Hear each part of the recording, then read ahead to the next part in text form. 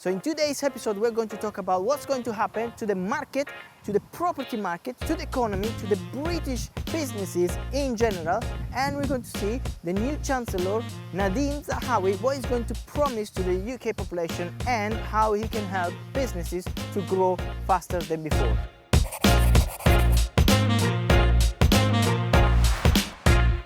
First of all, do not panic, because every time there is a change, the first reaction is, oh my goodness, what's going to happen? Am I going to go bust? The short answer is absolutely no, because whoever is coming next wants to boost the British economy. They want Britain to be competitive and more competitive than other countries around the world. Do not panic first of all and start to make a plan together. One of the main changes that Rishi Sunak was making after helping the economy at the beginning but then crippling the economy after was to increase corporation tax from 19% to 25%. Now that was in the plan for the next couple of years. However, the new Chancellor said this would be scrapped completely and keep corporation tax to 19%. Now, if you don't know what corporation tax is the equivalent of the income tax on a personal basis, but corporation tax is paid by limited companies. So if you have a limited company, you won't pay income tax, but you will pay corporation tax. There is a scale, of course, they will change according to how much you earn, but for businesses in general, 19% is the basic tax level for corporation tax. Now, what's going to happen to the economy? What's going to happen to the market? Is it going to crash? After every expansion, there is a recession or a correction. In this case, we won't have an actual crash because we're not in the same position as in 2008 and 2009 when lenders, the banks, were lending money for 120% of the actual value of the property.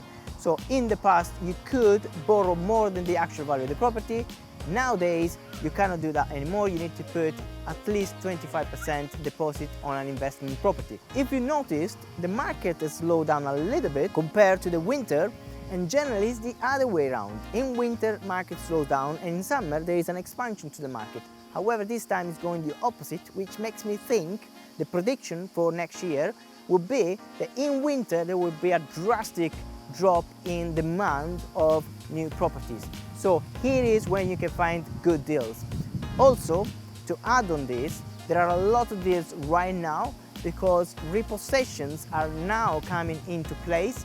Before, banks, they were doing the repossession, they couldn't market the properties, but nowadays they're coming back all like a river. So you have a lot of repossessed properties coming to the market.